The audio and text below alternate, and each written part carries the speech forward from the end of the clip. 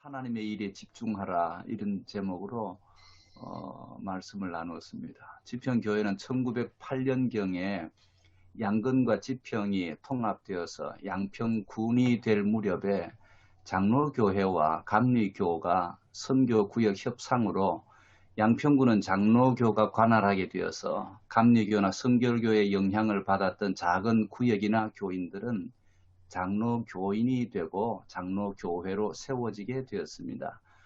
1979년 기미 독립만세 사건에 지평 출신인 우리 김경덕 전도사님은 그 일로 인하여 많은 옥고를 치르고 또 고난을 당하다가 그 일로 세상을 떠나기까지 하셨지요. 이처럼 우리 대한민국의 역사에도 의병의 고장 지평 지역과 교회의 역사 속에서도 나라와 민족을 열망하는 열정은 대단한 것 같습니다. 누군들 그러지 않겠습니까? 성경에 나오는 이스라엘 백성들도 나라가 망한 이후에 예언되어진 말씀으로 날마다 기다렸던 분이 메시아였습니다. 민족의 소원이기도 했고 다른 소원이 아니라 독립을 이루기 위한 소원이기도 했습니다. 그러므로 좀 특별하다 싶으면 사람이 몰려들고는 했었지요. 그래서 사도행전 5장 36절을 보면 드다가 일어났을 스스로 자랑했을 때 사람이 약 400명이나 따랐다라는 말씀도 기록으로 남겨져 있습니다.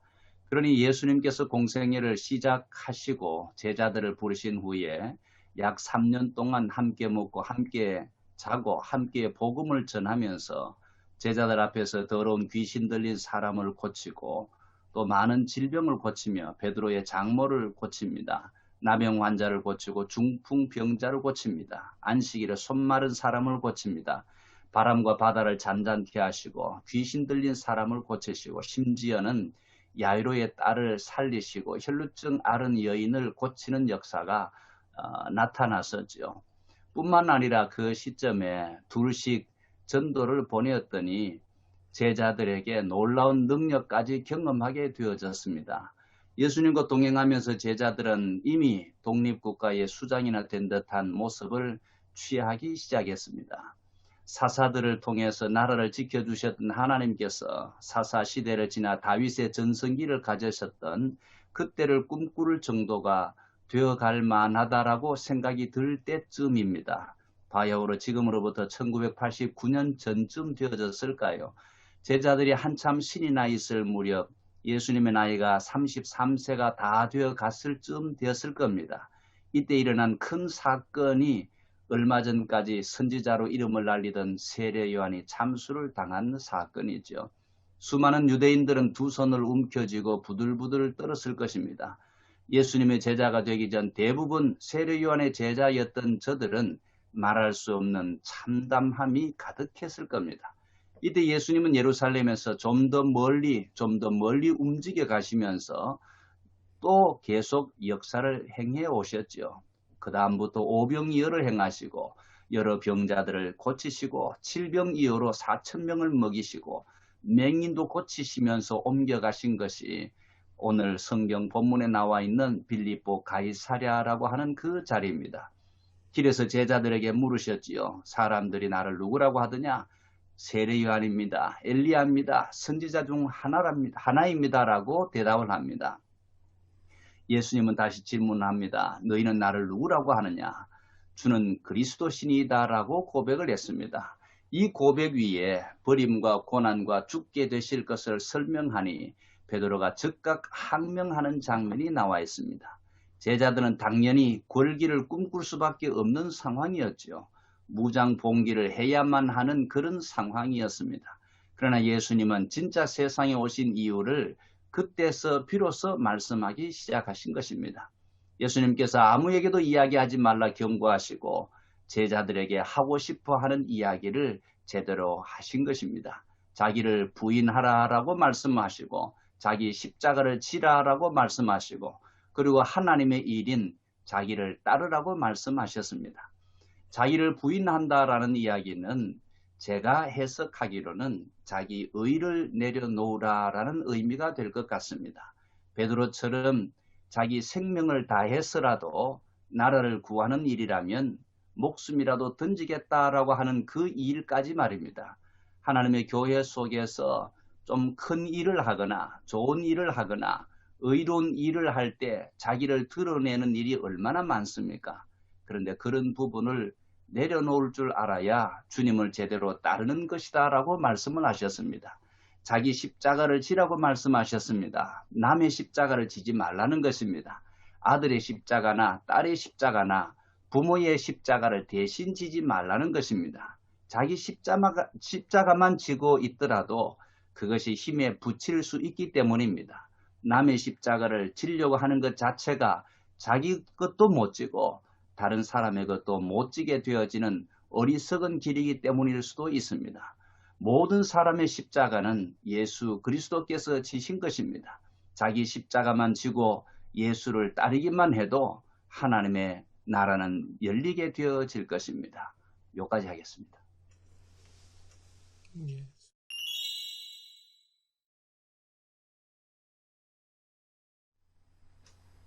사순절 셋째 주일 마가복음 14장 27절부터 31절까지 말씀입니다. 예수께서 제자들에게 이르시되 너희가 다 나를 버리리라.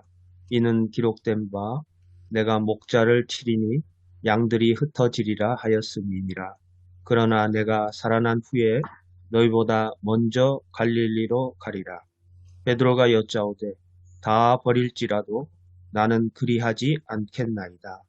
예수께서 이르시되 내가 진실로 내게 이르노니 오늘 이 밤 닭이 2번 울기 전에 내가 3번 나를 부인하리라. 베드로가 힘있게 말하되 내가 주와 함께 죽을지언정 주를 부인하지 않겠나이다 하고 모든 제자도 이와 같이 말하니라. 아멘. 예배 강단에서 다루고 있는 이야기는 이제 그 주석가들의 그 주장행들에 대해서 이야기를 언급하고 있습니다. 대표적인 게 이제 마가복음은 갈릴리 중심주의가 강하고 그리고 거기에 비해서 누가복음과 사도행전은 예루살렘 중심주의로 서로 대비된다는 이야기를 하고 있습니다. 마가복음 같은 경우는 이제 아주 단순하게 예수님께서 갈릴리에서 예루살렘으로 올라가는 그 과정, 여정을 단순하게 개괄적으로 묘사하면서 갈릴리 중심에 대해서 많이 언급이 되고요. 특히 이제 부활 후에 갈릴리로 가실 것이란 오늘 우리 성경 본문에 나오는 그 본문이 이 갈릴리 중심주의에 대한 아주 중요한 근거가 되는 것으로 나오고 있습니다. 거기에 비해서 누가복음이나 사도행전 쪽에는 예루살렘이 좀 강조되는 그런 경향이 있다고 합니다. 그러니까 예를 들면 부활하신 후에 예수님께서 예루살렘에서 제자들을 만나고 그리고 마지막 장면이지 제자들이 예루살렘에서 성전에서 하나님을 찬양하는 그런 장면이 있고요. 그리고 누가복음에 이어지는 사도행전에서 보시면 알듯이 예루살렘에서 성령 강림 사건이 있었고 그리고 예루살렘이 성교의 중심지로 많이 이렇게 부각이 됩니다. 이렇게 해서 마가복음과 누가복음 마가는 갈릴리를 강조하고 누가는 예루살렘을 강조한다는 게 주석하신 분들이 하는 이야기라고 하는데 오늘 우리가 함께 본 그 예배와 강단에 쓰신 분은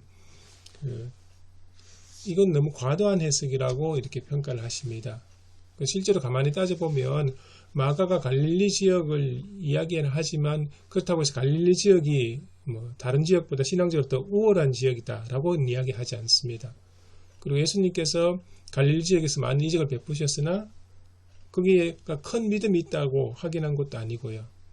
그래서 이제 그런 관점에서 볼 때 마가의 관심은 지역적, 지리적인 관심이라기보다는 오히려 모두가 예수님이 어떤 분인지 제대로 깨닫지 못했다는 이 사실이 더 관심을 가지고 있다고 그렇게 기록되어 있었습니다. 본문에 대해서 이제 살펴보면 우리 본문이 있는 위치가 이제 최후의 만찬과 겟세마네 기도 사이에 있습니다. 그러니까 마가복음 전체를 보면 클라이막스의 위치에 있다고 보시면 됩니다. 그리고 좀 더 구체적으로 보면 27절에 이제 제자들이 예수님을 버릴 것이라고 예언을 하십니다. 근데 여기 그러니까 27절에는 모든 제자가 버릴 것이라고 예언을 했는데 여기 우리가 읽은 그 조금 앞에 본문에 보면 14장 18절에는 가룟 유다의 배신의 예언이 나옵니다. 이런 면에서 볼 때 이제 누구가 그러니까 우리가 생각하는 누가 배신자냐, 예수님 배반했냐 라는 의미가 좀 많이 이제 그런 질문이 조금 의미가 좀 많이 약화될 수 있다고 볼 수 있죠. 그러니까 가룟 유다는 예수님을 배신해서 팔았지만 제자들 역시 다 예수님을 버리고 떠났다. 그런 관점을 볼 수 있습니다. 그리고 이제 28절에 내가 살아난 후에 너희보다 먼저 갈릴리로 가리라는 예수님의 약속이 나옵니다. 이걸 가지고 이제 일부 학자들은 이제 새로운 교회가 예수님이 세우시는 새로운 교회 갈릴리에 세워질 것이라 그렇게 해석하고 또 이제 이게 이제 갈릴리 중심주의, 마가복음의 갈릴리 중심주의의 증거로 이렇게 판단을 하기도 합니다.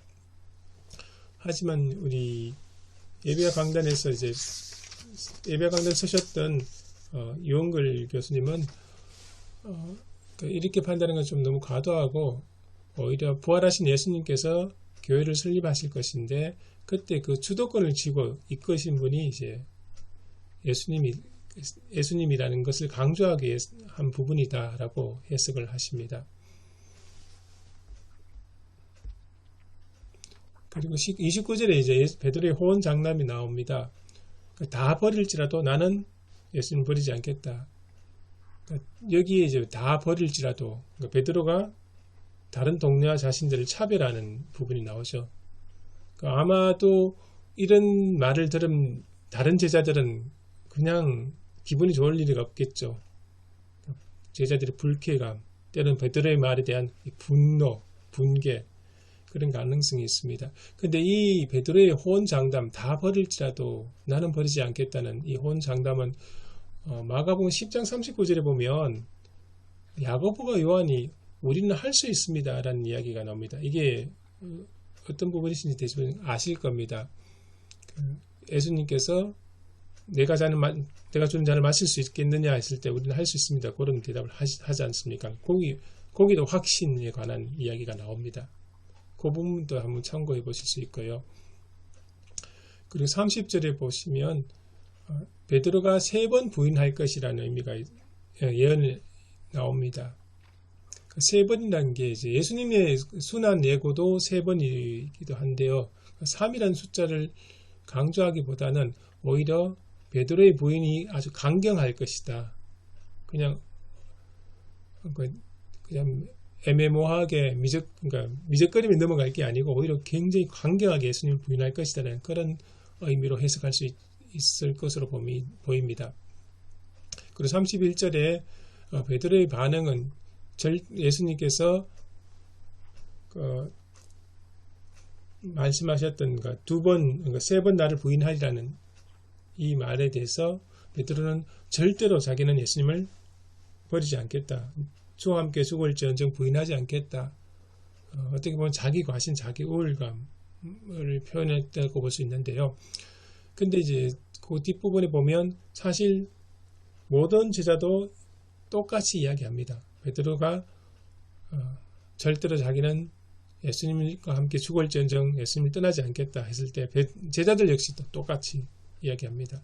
재밌는 점은 예수님은 분명히 베드로에게 부인할 것이라는 예고를 했지만 모든 제자가 거기에 대해서 자기들은 예수님을 떠나지 않겠다라고 반응을 합니다. 이제 본문의 이제 신학적 메시지와 설교 주제에 대해서 보면 본문의 핵심 주제는 예수의 버려짐으로 볼 수 있습니다. 그리고 이 버려짐과 관련돼서 제자들과 예수님의 상반된 태도가 나옵니다. 제자들은 예수님을 버리지만 부활한 예수님은 제자들을 찾아갈 것이라는 예언이 나옵니다. 그러니까 보시면 내가 살아난 후에 너희보다 먼저 갈릴리로 가리라는 이 말씀. 이걸 이제 조금 더 해석을 하자면 우리가 불신앙에 빠지더라도 예수님의 신실함과 사랑은 변하지 않는다. 그런 관점에서 해석해 볼 수 있을 것 같습니다. 그리고 이 본문에 대한 전통적인 해석은 이제 하나님의 구원사에 참여하지 못한 인간의 나약함으로 많이 해석하는 경향이 있었습니다. 우리 예배와 강단에서는 조금 더 다른 해석의 가능성을 이제 언급하고 있는데요. 베드로가 자신의 충직함을 강조하기 위해서 다른 제자와 비교했다는 관점입니다. 그러니까 다 버릴지라 다른 제자는 다 버릴지라 나는 버리지 않겠다는 그 관점이죠. 이 말에 대해서 제자들 역시 이제 베드로의 말에 대해서 굉장히 발끈한 글의 전체 문맥을 보면 그런 모습이 나타나고요.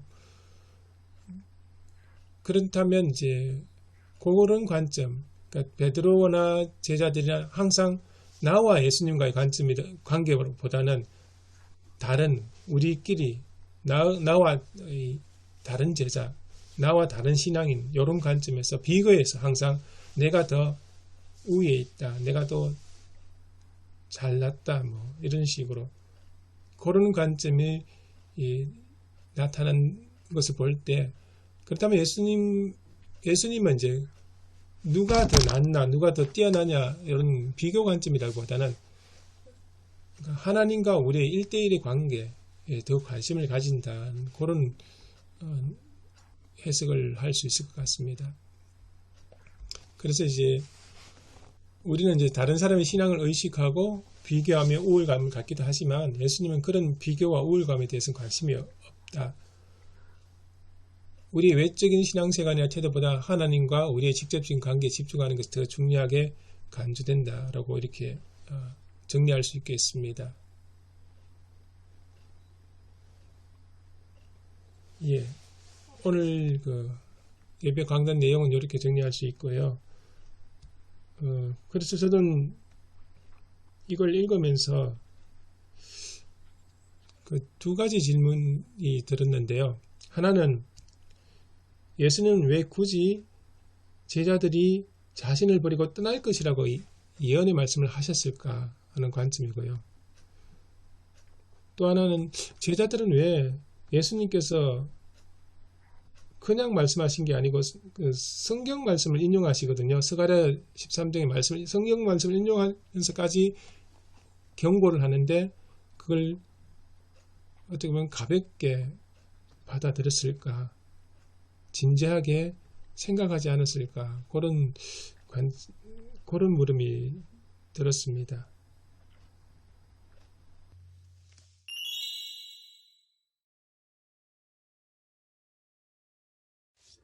이 말씀 보면서 예전 일 하나 생각났는데요.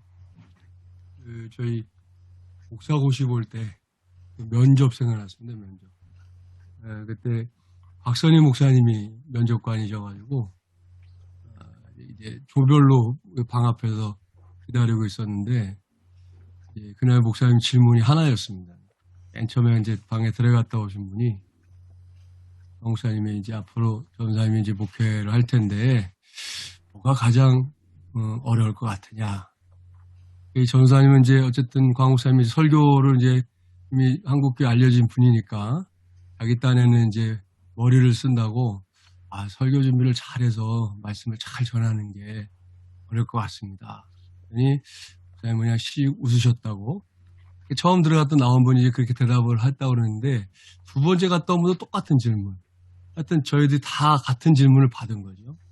제각기 대답했습니다. 저도 뭐 따로 이렇게 뭐 대답을 했는데 한 학기 지나고 나서 강 목사님이 신학교에서 그때 강의하고 계셨는데 저희가 시험 봤던 때를 얘기하면서 자기가 그런 질문을 했는데 목사고시 보러 온 이 전사님들이 아무도 자기가 생각한 대답을 안 했다는 거예요. 대답을 제대로 못했는데도 목사고시 통과를 시켜주신 거죠. 근데 신학생들 물은 거죠. 그럼 목사님 그때 벌써 목회를 뭐 3, 40년 이렇게 하실 때였으니까 목사님이 생각하셨던 정답은 뭡니까? 그랬더니 박 목사님 대답은 하나님과 나와의 관계, 이렇게 답을 하셨다는 거예요. 수십 년 그 목회를 하신 목사님의 입장에서도 제일 힘든 게 여전히 힘들고 앞으로도 힘들다고 생각하는 게 하나님과 나와의 관계를 어떻게 이걸 정말 잘 꾸준하게 이어갈 것인가 하는 게 목회자로서의 고민이고 늘 하신다 이런 얘기를 이제 후배 전사님들한테 전해 들으면서 정말 정답이구나. 그때 이후로 저는 그 생각을 많이 했는데 오늘 이 말씀을 보면서 베드로가 예수님 앞에서 호언장담할 때 단순한 호언장담이 아니라 정말 주님 사랑하는 마음으로 했을 거라고 생각하거든요. 그냥 호기를 부리거나 뭐 예수님 말씀하시는 거에 뭐 이렇게 딴지를 걸들이 얘기하려는 게 아니라 진심으로 그런 마음인데 그런 마음을 끝까지 가져가는 게 정말 베드로도 실패했지만 우리에게나 또 성도들 요즘 같은 때 또 보면 이 코로나19 시대에 성도들이 가졌던 그 초심, 주님과 나와의 그 정말 뜨끈뜨끈했던 사랑이나 이런 신앙의 견고함이 갈 수 있는가? 1년 지나니까 벌써 이제 뭐 매갈이 풀린 사람들도 많고 처음에는 뭐 아쉬워했다가 그 초창기에 그 학교 관련해서 그 기사가 났지 않습니까? 기사 제목이 난 내가 이런 말 할 줄 몰랐다. 그게 뭐냐 하면 학교가 가고 싶다. 그게 이제 초창기 아이들의 그런 학교에 대한 반응이었죠. 지금 이제 한 1년 지나니까 이제 안 가는 게 너무 편해졌거든요. 이번 학기부터 많이 간다니까 걱정하는 애들이 많더라고요. 어제도 만나보니까. 그러니까 그런 것처럼 우리가 이제 하나님과 우리의 관계, 주님과 나와의 관계에 있어서도 목회자는 그래도 조금 더 성도들보다 여건이 나을 수는 있지만 성도들은 더더군다나 그런 질문 앞에서 베드로처럼이라도 답할 수 있는 그런 마음들이 지금 되어 있는가 이런 질문들을 해보게 됐습니다. 그래서 생각나서 한 가지 말씀드렸습니다. 저는 이 예배와 강단을 읽으면서 그 떠올랐던 성경 그 장면이 있습니다. 왜냐하면 요한복음의 마지막에 보면 예수님께서 부활하신 예수님께서 고기잡이 하고 있는 제자들을 만나시지 않습니까? 그때 이제 제자들이 예수님인 줄 알고 이제 베드로는 이제 호수에 뛰어들어서 헤엄쳐서 나와서 예수님을 만나죠. 그리고 나서 이제 같이 식사를 하면서 예수님이 베드로에게 내가 나를 사랑하느냐 이렇게 세 분의 질문하시면서 그러면 나를 따르라고 이야기하시는데 그 베드로가 그때 또 질문하죠. 그 옆에 있는 쟤는 어떻게 됩니까? 이런 질문하는 그 장면이 나오지 않습니까? 그러니까 그 장면이 이렇게 오버랩 되더라고요. 예수님은 너는 나를 따르라고 했는데 베드로는 옆에 있는 쟤는 어떻게 됩니까? 그러니까 예수님의 대답이 그 사람하고 나하고 무슨 상관이냐고 하는 그런 장면.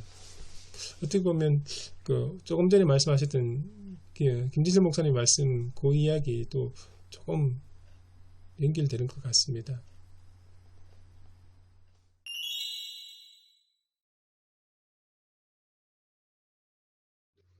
네, 저도 김진철 목사님 의견에 공감을 하고요. 베드로가 뭐 이렇게 허세를 부린 건 아닌 것 같아요. 진짜로 그런 마음이 있었다고 생각하는데 다만 이제 어쩌면 베드로는 그런 일이 생기지 않을 거다 이렇게 생각할 수도 있겠죠. 왜냐하면 베드로가 생각하는 그 그리스도는 고난받고 죽는 그리스도가 아니니까 설마 그런 일이 생기리냐 뭐 이런 마음도 있어서 자기가 버리지도 않겠지만 버릴 일이 생기지 않을 거다. 그러나 어쨌든 베드로가 허세는 아니고 진심이었다는 생각이 들면서 제가 떠오른 생각이 연애할 때가 떠오르더라고요. 연애할 때 남자들이 다 호언장담하지 않습니까? 예. 별도 따지겠다 그러는데 저도 저희 아내가 묻더라고요. 결혼하면 설거지 빨래 잘 도와줄 거냐고. 그래서 제가 그랬죠. 도와주다니 그게 무슨 말이냐고. 내일인데 그렇게 얘기를 했거든요. 근데 이제 결혼하고 나니까 그게 잘 안 되더라고요. 이제 부목사 때는 이제 바쁘니까 그랬는데 지금도 사실 제가 하긴 해요. 이제 설거지를 제가 월요일부터 금요일 저녁까지 제가 다 하거든요, 설거지를. 예, 빨래는 뭐 제가 다 뭐 세탁기 하지만 제가 다 돌리고 말리고 어, 정리하는 것만 저희 아내가 하는데, 근데 그 하면서 정말 나는 내 일이라고 생각하는가 물어보면 아니거든요. 이 정도 하는 남편이 어디 있냐 이런 생각이 들면서 아 이게 베드로도 그거하고 연관이 좀 있는 것 같고, 예. 그러니까 결혼하기 전에 그렇다고 해서 제가 그게 뭐 진심이 아니고 괜한 말은 아니었거든요. 진심이었는데 하고 나니까 다르더라고요. 오늘 그 뭐 제목 자체가 호언장담의 무익함 이렇게 돼 있어서 참 이게 고민이 좀 되기는 되는데요. 또 하나 이제 좀 좀 이렇게 생각한 거는 구약 성경에 나오는 거지만 하나님이 외모가 아니라 중심을 살피신다. 그런 관점에서도 좀 베드로를 좀 이해를 해야 되겠다 싶은 거는 그냥 제 자신부터 아까 오소영 목사님 말씀하신 것처럼 뭐 연애할 때 뭐 별 따다 주겠다. 그게 이제 다른 사람들은 닭살 돋아도 두 사람은 진짜잖아요. 그 순간은. 실제 따지는 못해도 하여튼 그 마음 자체는 진짜거든요. 그게 통하니까 이제 뭐 연애가 길어지고 뭐 결혼도 하게 되고 이렇게 되는 건데, 그 베드로가 가졌던 이런 마음 자체, 그 중심 자체는 분명히 이게 진심인데, 그게 결과적으로 갈 때 그 진심이 그대로 유지되는 경우도 있고 그렇지 못하는 경우도 있는데, 사역을 하면서도 그렇죠. 목사로서 가졌던 마음가짐을 끝까지 가져가는 일이 있는가 하면 그러지 못하고 실패할 때가 있는데, 제 개인적으로는 위로가 되는 말씀이 이제 그 말씀이거든요. 그래도 하나님이, 사람들은 혹 이제 목사가 이게 마지막 결과를 놓고 에이 목사님 뭐 저렇게 해 뭐 이렇게 말하는 게 있을 수 있지만, 하나님 앞에서도 하나님이 내 중심을 보셨으면 내가 원래 정말 하려고 했던 것만큼은 하나님은 아시니까 그 부분에 대해서는 이제 간혹 스스로 그 말씀에 위로를 받을 때가 있거든요. 베드로를 그냥 이렇게 제목처럼 그냥 호언장담의 무익함. 그래서 베드로가 호언장담했지만 결국 못해서 뭐 이렇게 됐다. 이렇게 말하는 것도 있을 수 있지만, 사실 성도들의 삶도 그렇지 않겠습니까? 성도들이 치열하게 살아가는 삶의 자리에서 내가 예수 믿는 사람답게 살아보려고 그렇게 마음 먹고 나갔지만, 요즘 같은 때 뭐 코로나 관련해서 우리 교인들도 당장 직장에서 교회 가지 마시오라고 상사가 이야기를 직접 해댈 때, 그런 상황 속에서 이 사람이 그걸 지키지 못한 것 때문에 내가 교회에서 출발할 때 내가 주님 말씀 붙잡고 한 주간 살아야지 그랬다가 그걸 못했다 해서 그것이 질책의 이유가 된다 그러면 이게 너무 이 성도들에게는 힘겨운 결말이 아닌가 그런 생각이 들어서, 이 타이틀도 물론 고려해야 되겠지만 하나님이 우리를 정말 보실 때 중심을 먼저 살피시는 거에 대한 위로도 좀 필요하지 않을까 그런 생각을 해봤습니다. 제목을 좀 바꾸면 좋을 것 같기는 합니다. 아까 최영재 목사님도 그 말씀 하셨잖아요. 베드로가 그렇게 나는 버리지 않겠다 이렇게 큰 소리 칠 수 있는 그 정도 수준만 되더라도 그게 나쁘진 않다 그런 말씀하셨는데, 저도 교인들한테 그럽니다. 뭐 우리 목사님들에 대한 안 좋은 소식 막 들릴 때요. 뭐 여러 가지 뭐 성추행이라든가 또 뭐 돈 문제 때문에 마지막에 무너지는 목사님들 그런 얘기가 나올 때 저는 교인들한테 그랬어요. 저는 절대 그러지 않겠다. 네. 근데 정말 이렇게 말하는 것은 내가 오늘 이렇게 말한 것 때문에 그게 족쇄가 돼서 난 그 길로 가지 않을 어떤 장치를 마련한 의미에서라도 나는 절대 그러지 않겠다. 여러분 이 말을 꼭 기억해달라. 그런 식으로 얘기한 적이 있었습니다.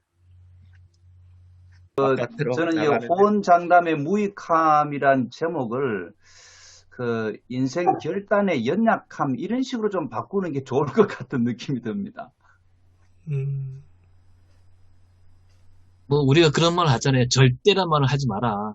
그런 말들 많이 하는데, 근데 이제 베드로가 이제 호언장담을 우리가 이제 순수한 의미로 진심이었다, 그 당시엔 진심이었다라고 좋게 볼 수도 있지만, 아까 잠깐 얘기한 대로 베드로는 어쩌면 그런 일이 생기지 않으리라는 확신, 그게 있기 때문에 또 그랬을 거라는 생각이 들고요. 지난번에 뭐 이 얘기도 좀 조심스러운데, 그 동성애 얘기도 좀 했지만, 뭐 동성애가 성경에 죄로 나와 있어서 우리가 그렇게 지금 얘기하고 있지만, 우리가 그렇게 단정지어서 좀 이렇게 뭐라고 해야 되나, 정죄하는 이유가 그런 얘기를 들었어요. 아무리 생각해도 나는 동성애를 안 할 것 같거든요. 예. 우리는 어떤 일이 있어서 난 난 그런 죄는 안 저지를 자신이 있으니까 거기에 대해서 더 소리를 높이는 거 아닌가. 그러니까 동성애란 죄하고 또 다른 여러 가지 죄들이 있지 않습니까? 다른 여러 가지 죄가 있는데 유독 동성애만큼을 더 이렇게 소리 높이는 게, 다른 여러 가지 죄는 목사도 사람이니까 그럴 수도 있다라는, 나도 그렇게 될 수도 있다라는 그런 어떤 생각이 있으니까 다른 죄에 대해서는 좀 미온적으로 얘기하고 이 동성애는 호언장담한다 이거죠. 그런 의미에서도 좀 볼 필요가 있는 것 같습니다. 예, 본문으로 가서 생각해 보니까요. 그 다 말씀하신 건데, 아마 아무리 생각해도 호언장담은 아닌 것 같습니다. 아니고, 여러 목사님 말씀하신 것처럼 진심이었고, 또 중심을 다해서, 또 오랫동안 따라다닌 그 선생님 앞에서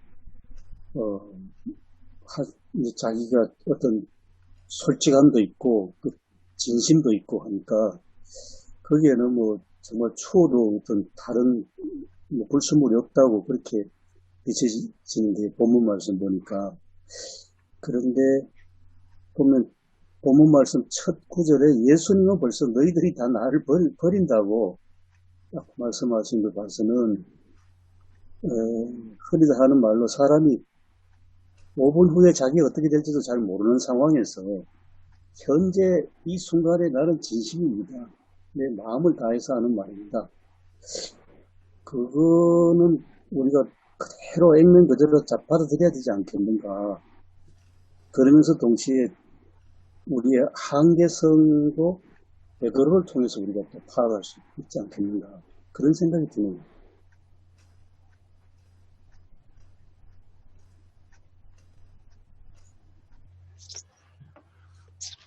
아까 교수님 그 3.1 운동 말씀하실 때 제가 그 순간적으로 이게 가슴이 뜨거워졌거든요. 그런 의미나. 근데 그거하고도 조금 연관이 되는 게 3.1 운동 당시에 막 거리로 나서고 또 이렇게 앞장섰던 교회들이 또 뒤에 가서는 또 다 이렇게 변절을 하지 않습니까? 맞습니다. 신사참배에 가서는 예.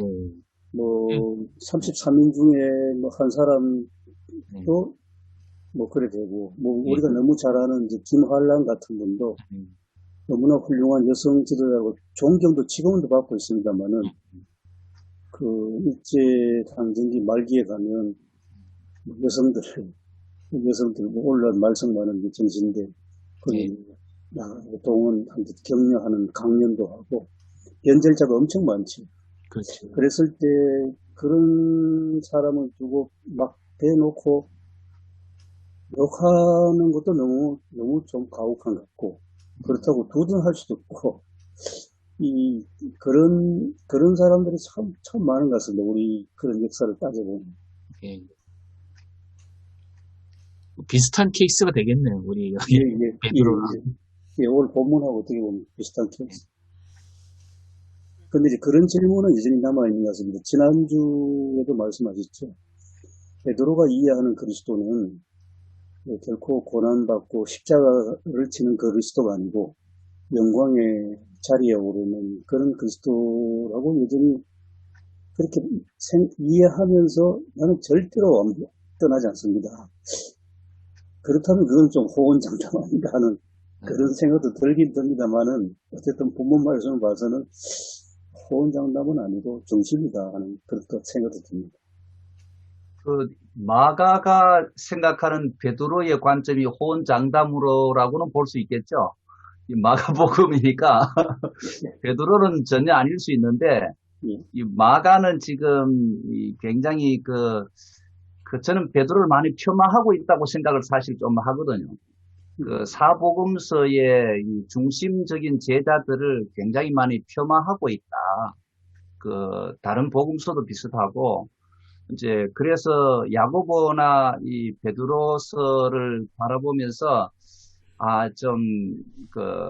이 나중에 실권을 잡고 있었던 그 예수님의 제자들에 대한 그 속상함들이 복음서에 많이 남아 있지는 않을까.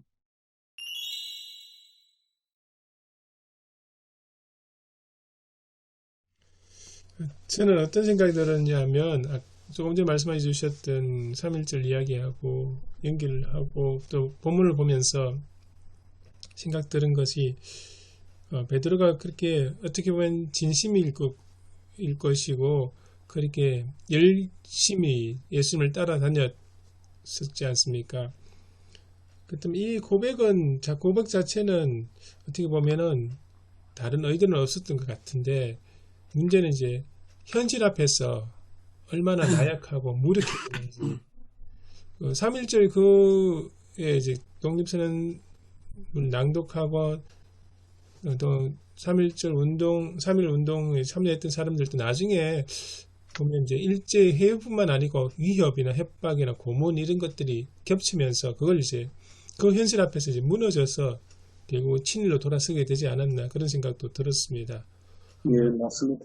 예. 그래서 아마 베드로도 이렇게 말을 지금 요때 그러니까 요 시간에는 진짜 예수님을 위해서 죽기까지 각오를 했겠지만 막상 죽음이 눈앞에 다가오고 그 죽음의 공포가 딱 닥쳤을 때 아마 베드로는 이때의 기억은 잊어버리고 그 두려움에 이제 함몰되는 그래서 이제 그 반사적으로 본능적으로 난 절대 예수님을 모른다는 그런 부인을 하게 되지 않았을까 그런 생각이 듭니다.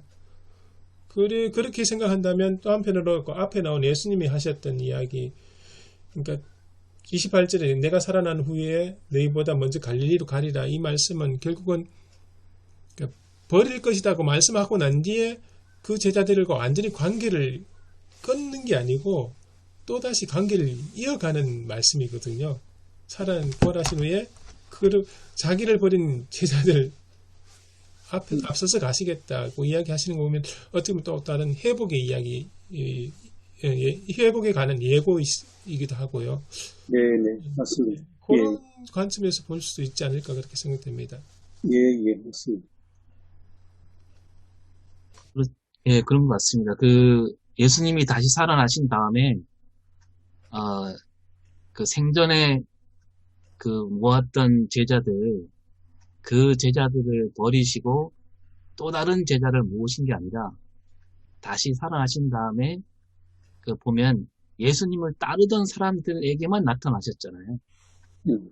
그런 거 봤을 때 그들이 잘못 생각했고 또 실패했지만 그런 잘못과 실패들이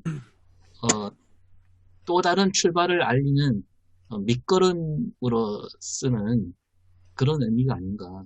그게 그냥 실패로 끝나는 게 아니라 그게 이제 새로운 어떤 도약을 이루어가는 발판으로 생각하면 그렇게 될 것 같습니다.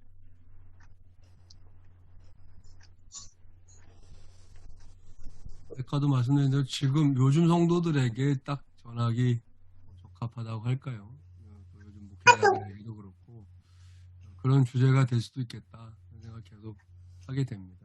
코로나19 누가 하여튼 뭐 이렇게 길어지리라 생각한 사람도 없었고, 이게 이렇게 위협적인 일이 될 줄도 몰랐고, 당장 뭐 교회들이 교회 안으로도 어려움이 있지만 일단 뭐 사회적인 그 어려움들, 그것이 거기에 뭐 다분히 좀 언론 플레이가 있다 없다 이런 걸 떠나서도 분명히 현실적으로는 바로 옆에서 체감하게 되는 일이니까요. 그런 것들이 좀 이번에 메시지에 좀 같이 녹여야 되지 않나 생각을 하게 되네요. 제자들의 그 면면을 보면 그 예수님이 왜 부르실 때 이력서를 받지 않으셨을까? 아니면 최소한의 인성검사는 하셨어야 되는데 뭐 이런 생각을 하지만 우리도 마찬가지 아닐까라는 생각을 해보고요. 결국 인생 전체, 그러니까 하나님 나라 입장에서 부르심과 보내심이라는 이 두 가지 틀로 봤을 때 어떤 조건이나 자격에 의해서 부르심을 받은 것이 아니라 전적인 은혜로 불러주셨는데 문제는 보내심에 대한 그 준비가 되지 않은 이제 자기 반성적 차원에서 실패를 회고하고 그 실패를 딛고 일어설 수 있는 거기에 좀 초점을 맞추면 요 말 몇 마디에 그냥 무익함 이렇게 조금 하는 것보다는 훨씬 더 좀 깊이 있고 조금 더 지평을 넓히는 게 아닐까라는 생각을 하면서 방금 말씀하신데 또 상당히 제가 또 동의를 합니다. 인간의 무력함 속에서 그 실패가 주는 그 무기력함도 있지만 영적인 면에서는 유익할 수 있다라는 그 가능성, 회복의 가능성에 대해서 초점을 맞추면 좋지 않을까라는 생각을 해보게 됩니다.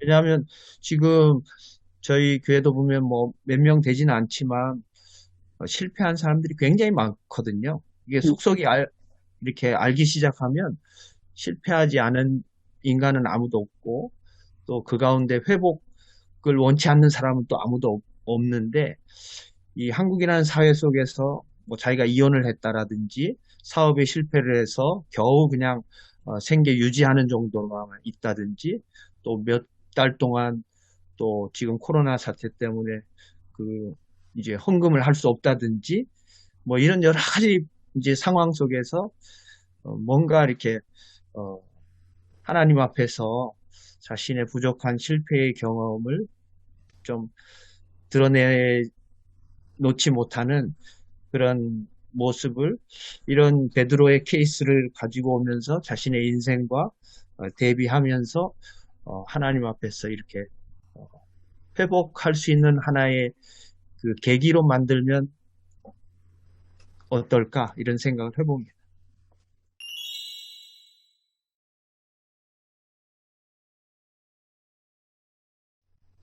그 질문 사항이 하나 있습니다. 지금 아주 말씀을 잘 들었는데 그 예수님께서 버리리라라고 했을 때 그 제가 질문하고 싶은 거는 시몬 베드로가 그 나중에 부인하게 되어졌던 그 찰나에 이 사람들은 다 이 갈등을 하게 되어져 있거든요. 지금 부인하는 것이 예수님에게 좋을 것인지 자기에게 좋을 것인지 그리고 좀 기다려야 될지 아니면 부인하더라도 그게 더 잘 따른다라고 생각할 수 있는 어떤 그런 이 사람마다 가진 어떤 그 스페이스가 있다라는 거죠. 이제 조금 전에 우리 지금 잠깐 나가셨는 우리 김성원 목사님처럼 이게 세습일까 말까 그러면서도 이 케이스 바이 케이스가 아닌가 이런 고민을 해야 되는 그래도 무조건 노, 무조건 예스 해야 되는지 그런 부분 중간에 이 갈등들이 사람들마다 계속 있다라는 거죠. 그래서 그런 부분에 이제 배신자들을 가만히 살펴보면 다 이유가 있거든요, 나름대로. 우린 돌아서서 보고는 저들 향하여 그냥 배신자라고 이야기하지만 사실은 그들 나름대로 고민하고 있는 흔적들은 분명히 있다라는 거죠. 이제 그런 부분들을 어떻게 좀 해석을 할 건지, 그 부분 자체를 아예 지금 그래서 저는 이 마가의 입장에서 이 베드로가 완전히 이렇게 했다 이렇게 저는 계속 생각을 하는 입장인 것이 그 순간순간 이 배신이나 이런 이 자리에서는 아무래도 어렵기 때문이 아니라 무엇이 더 좋은가 득실을 따지는 것이 사람의 심리이기 때문에 그 부분에 대해서 어떻게 고민을 할 것인가라는 것을 좀 조언을 듣고 싶습니다. 근데 이제 이성재 목사님이 이제 마가 입장을 이제 많이 말씀하셨는데, 뭐 그렇게 주석하는 책이 많죠. 이제 마가는 제자들은 예수님을 잘 이해하지 못하고 계속 깨닫지 못한다는 그런 반복되는 구절들이 많이 나오는데, 여기서도 그런 같은 맥락에서 제자들은 예수님을 잘 모르기 때문에 이해하지 못하기 때문에 예수님도 그렇게 말씀하셨다. 버릴 것이다라고 얘기하면서 제자들 좀 폄하하는 느낌이 있다. 그것도 저도 인정하는데, 근데 이제 이게 뭐 정확하게 주석이 된 건지 모르지만 14장 51절에 가면 한 청년이 도망가잖아요. 잡혀서 그걸 이제 마가로 보지 않습니까? 그랬을 경우에 이 마가가 제자들도 예수님을 버렸지만 그 상황에서 누구나 마찬가지 아니냐. 자기도 그렇게 버렸다 예수님을 그렇게 얘기하면서 모든 인간이 그런 상황에 처했을 때는 그런 나약함을 보일 수밖에 없다라는 그 얘기를 제자들을 통해서 보여주려고 하는 그런 의도도 있는 것 같습니다. 네. 예. 우리가 제자들을 생각할 때 아무튼 그냥 일반적으로 봐도 요즘에 이제 선거 이제 앞두고 있지 않습니까? 정당들도 생각하는 게 뭐냐면 기왕이면 좀 더 이렇게 유명세가 있는 능력도 있고 또 사람들에게 좀 이렇게 인정받는 누군가를 세우면 그렇지 못한 것보다는 더 낫다라는 게 사실 아주 평범한 생각이어서 그런 일들을 이렇게 하고 있는데 예수님은 처음부터 방식이 그렇게 비교하면 굉장히 다른 거죠. 그 시대에도 그런 사람들이 없었던 건 아님에도 불구하고 어찌 보면 아주 촌부에 불과한 사람들을 부르셔가지고 마가복음에 예수님께서 제자를 부르는 장면에도 보면 예수님 원하는 자들을 부르셨다 이렇게 표현하지 않습니까? 그러니까 특출난 사람들을 가지고 해보자 했던 그런 사람들을 부르셨을 텐데 예수님 원하는 사람들을 부르신 게 12명 제자의 명단을 보면 굉장히 평범하고 우리랑 비스무리하고 이런 사람들을 부르셔서 결국 아까 말씀하신 것처럼 이렇게 실패하고 다시 기다려주셨다가 회복하시고 이런 이제 과정들을 이렇게 반복해 가면서 결국은 더 예수님이 가졌던 아주 본인이 원하셨던 제자의 상을 만들어 가시는 시간들이 결국 공생애가 아니었겠나 이렇게 본다 그러면 이 베드로가 지금 이렇게 좀 어찌 보면 우리의 눈으로 볼 때 호언장담이 됐든 뭐가 됐든 했다가 실패하고 또 다시 회복을 하고 이런 과정이 있었기 때문에 더 단단한 애초부터 이렇게 유명세가 있는 사람보다는 예수님은 필요한 사람을 부르신 게 아닌가 이렇게 좀 이해할 수 있는 부분이 있지 않나 생각을 해봅니다. 그래서 아까 이성재 목사님 말씀하신 것처럼 굉장히 어려운 질문이죠. 그 질문에 대한 답을 찾기는 어렵지만 아무튼 계속 제자들은 예수님과 함께 있는 것 자체가 이미 훈련이 이어져가는 과정들이어서 계속 시간이 지나가면서 저 밑바닥에 있던 사람들이 조금씩 업그레이드 되는 그런 과정들을 겪어서 오늘 이제 우리가 알고 있는 사도들이 된 게 아닌가 생각하는 거죠. 그래서 결과론적으로 이 사람들을 보는 거는 확실히 아닌 것 같습니다. 복음서에 있는 사람들은 우리가 지금 생각하고 있는 궁극적인 사도상은 아니었습니다. 좀 여지를 좀 드려야 그게 성도들에게도 또 맞는 것 같고요. 성도들도 그런 과정을 겪고 있는 거예요. 생각해 봅니다. 이때 상황을 요즘 언론이 얘기한다면 예수 인사검증 실패.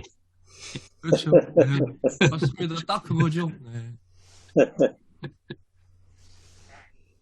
실패한 것 같지 않는데요. 전부 다 순교하고 했으니까 딱 맞는 사람을 선택한 것 같은데요. 그러니까 그건 이제 마지막 결과고. 그건 나중에. 예, 지금 현재 상황은 그렇다는 얘기. 네. 근데 지금 오늘 우리 교회가 처한 현실이, 이제 베드로가 나중에는 이제 사도행전 가서 이제 복음 전파하고 나중에 순교까지 하지만, 그 이유가 아니라, 지금 앞으로 계속 그런 어떤 그 현실이 이렇게 오지 않을까. 교인들이 지금은 뭐 교회에 순종하고 잘 나오지만 그들에게도 이러한 어려움이 생겼을 때 정말 안 버리고 끝까지 기독교인으로서 정체성을 붙잡고 설 수 있을까? 네, 그런 어떤 의문도 생깁니다.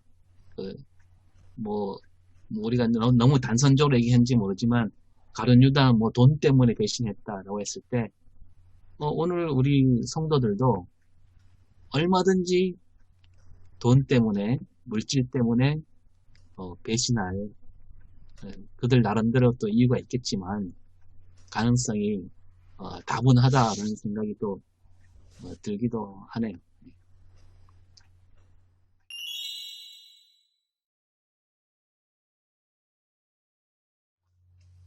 계속 듣고 있거든요. 그래서 어떻게 제목을 정하면 좋을까? 호언장담에, 그러니까 저는 예배와 강단 제목을 계속 활용하려고 생각을 하고 있거든요. 근데 호언장담에 무익하면 아무래도 제가 선택을 못할 것 같고, 그래서 본문 계속 묵상하고 이렇게 보면서 버리지 말고 함께 가자라는 걸 하면 어떨까 지금 계속 그러니까 목사님들 말씀 듣고 생각하고 있거든요. 제자들에게 버릴 거라는 걸 먼저 예언해 주시잖아요. 근데 먼저 예언하신 다음에 나는 너희를 기다릴 거야. 갈릴리로 가신다는 얘기는 기다리신다는 얘기니까. 근데 베드로가 아닙니다. 저 함께 할 겁니다. 라고 했더니 베드로에게 아주 구체적으로 너는 이러하게 부인할 거야. 라고 얘기해 주시거든요. 근데 또다시 얘기합니다. 아닙니다. 저는 함께 죽을랍니다. 라고 이야기를 합니다. 그래서 기다리시는 주님이 우리의 함께 해주실 거라는 아니다. 다 알고 계시는 주님이라고 그러면서 그리고 또한 부정하는 우리 이걸 이렇게 좀 풀어보려고 하거든요. 버리지 말고 함께 가자는 제목을 선택을 해서 본문 상황 설명하고 모든 걸 알고 계시는 주님이다. 그런데 우리는 그걸 부정하는 우리의 모습이다. 자기를 과신하고 우월감에 있는 우리의 모습인데 지금 코로나 이 시점에서 이걸 적용하면 너무 좋을 것 같고 그럼에도 불구하고 기다리시는 주님이시다.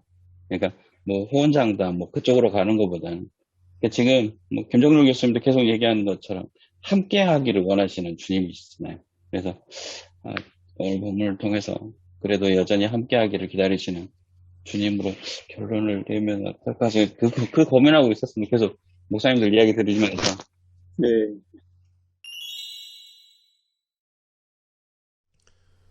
사랑의 하나님 아버지, 오늘 아침 이 귀한 시간 저희들이 하나님의 말씀을 깊이 생각하며 서로의 생각을 나누었습니다. 주님, 저희들의 부족함으로 인해서 하나님의 말씀을 깨달아 알아가는 데는 여전히 한계가 있습니다. 성령님께서 저희들이 깊은 깨달음 속으로 이끌어 주시옵소서. 그리고 이 시간 함께 모인 이 자리가 귀한 자리가 되게 해 주옵소서. 함께 하나님을 섬기며 함께 말씀을 바르게 전하기 위해서 노력하는 저희들 가운데 주님 늘 함께 해 주옵소서. 또 한 주가 이렇게 시작이 됩니다. 주께서 함께 해 주시고 또 목사님들 목회 가운데 하나님의 선하신 인도와 도움이 있게 해 주옵소서. 또 각 교회의 성도들에게 은혜를 베풀어 주셔서 그들이 힘들고 고달픈 이 시기를 지혜롭게 또 신앙을 의지하여 잘 극복할 수 있도록 이끌어 주시옵소서. 예수님의 이름으로 기도합니다. 아멘. 감사합니다. 감사합니다. 수고하셨습니다. 수고하셨습니다.